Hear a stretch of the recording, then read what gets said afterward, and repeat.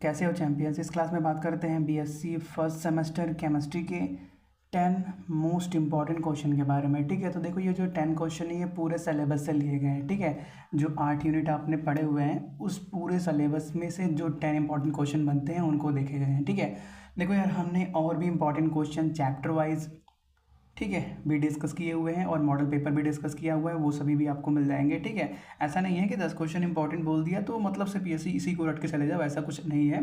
क्योंकि आप जानते हो पीवाईक्यूज को ऑब्जर्व करोगे तो बहुत सारे इंपॉर्टेंट क्वेश्चन दिखते हैं, तो हम थोड़ा थोड़ा पार्ट में ब्रेक करके इंपॉर्टेंट क्वेश्चन डिस्कस करेंगे। कभी 5 करेंगे, कभी 10 करेंगे, कभी 15 क्वेश्चन डिस्कस करेंगे। ठीक है, तो साथ में नहीं करेंगे क्योंकि जानते ही हो एक ही में हम 100 वीडियो क्या बोला कि 100 क्वेश्चन डिस्कस कर लेंगे तो वो लेंथ बहुत ज़्यादा उसका लंबा हो जाएगा। तो ऐसे ब्रेक थोड़े छोटे छोटे पार्ट्स में डिस्कस करेंगे जिससे क्या आपको भी लोड नहीं लगेगा और आराम से हो भी जाएगा। ठीक है, इसके अलावा जो मॉडल पेपर और in chapter wise important question हम बोल रहे हैं वो सभी आपको इस वीडियो के डिस्क्रिप्शन के अंदर जो प्लेलिस्ट का लिंक है वहाँ पर मिल जाएंगे। ठीक है, और इस क्लास की बात करें तो ये जो 9 पेज का PDF है ये आपको डिस्क्रिप्शन में नोट्स के फॉर्म में मिल जाएगा। जैसा कि हमने आपको पहले ही बताया कि जितने भी क्लासेस हो रहे हैं उसके आपके नोट्स मिल जाएंगे, आपको लिखने की ज़रूरत नहीं है। ठीक है, आप चाहो तो इनको प्रिंट आउट करा सकते हो या आप चाहो तो उनसे प्रैक्टिस कर सकते हो फ़ोन में ही रख के। ठीक है, वो आपके ऊपर है। तो फंडामेंटल ऑफ केमिस्ट्री की बातें करते हैं। तो इसके अंदर जैसा कि आप जानते ही हो टोटल 8 यूनिट हैं।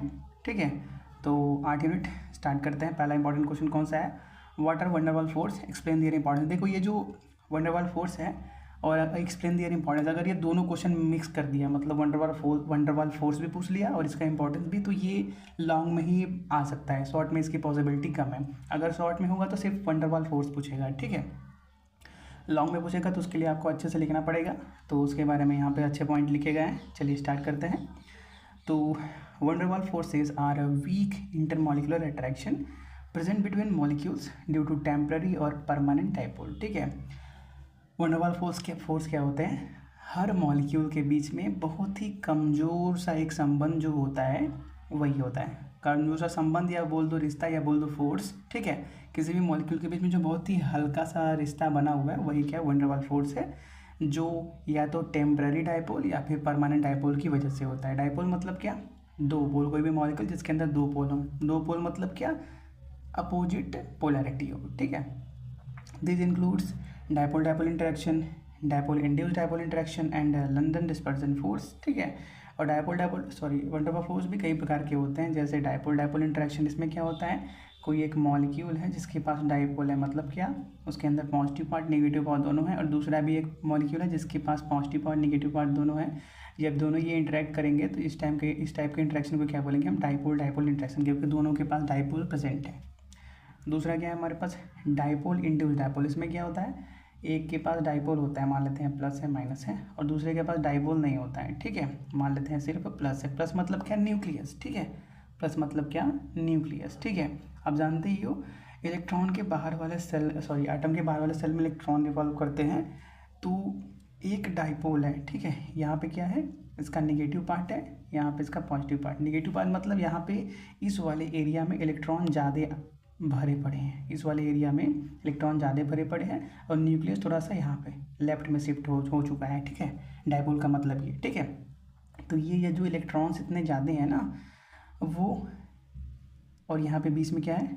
न्यूक्लियस है। तो न्यूक्लियस क्या देखेगा? इन इलेक्ट्रॉन को देखेगा।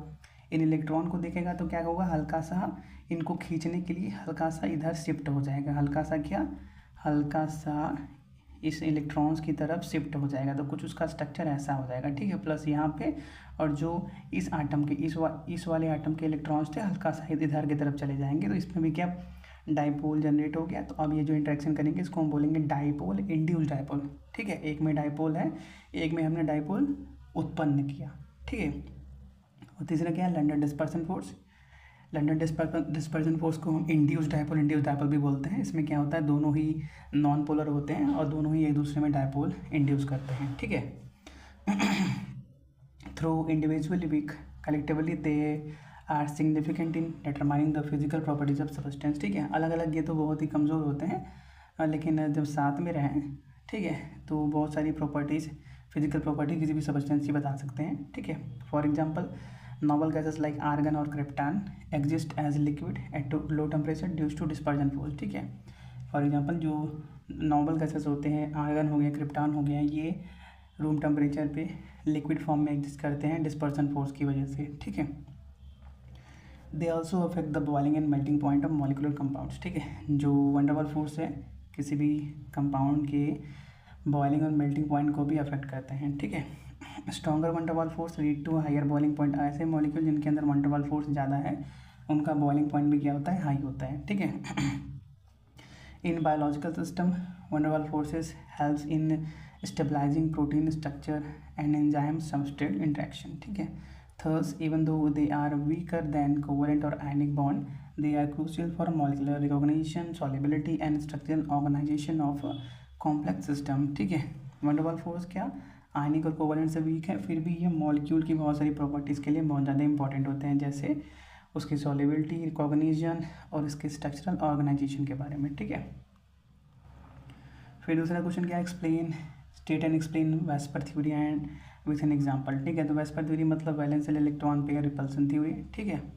जैसा कि आप जानते हो क्या बोलता है, थोड़ा सा शॉर्ट में बात करते हैं कि कोई भी सेंट्रल एटम के अगल बगल जो बॉन्ड पेयर और लोन पेयर पड़े हुए हैं उसकी वजह से वो जो सेंट्रल एटम है उसके बगल जो बॉन्ड्स हैं वो अपने आप को किस तरह से अरेंज करते हैं, इस बात को कौन बताता है, वैलेंशियल इलेक्ट्रॉन पेयर रिपल्सन थ्योरी। वो ये बोलता है कि जो बॉन्ड पेयर है और लोन पेयर है या फिर बॉन्ड पेयर है जो भी हैं वो अपने आप को इस तरह से अरेंज करेंगे कि उनके बीच में रिपल्सन क्या हो, मिनिमम हो, ठीक है।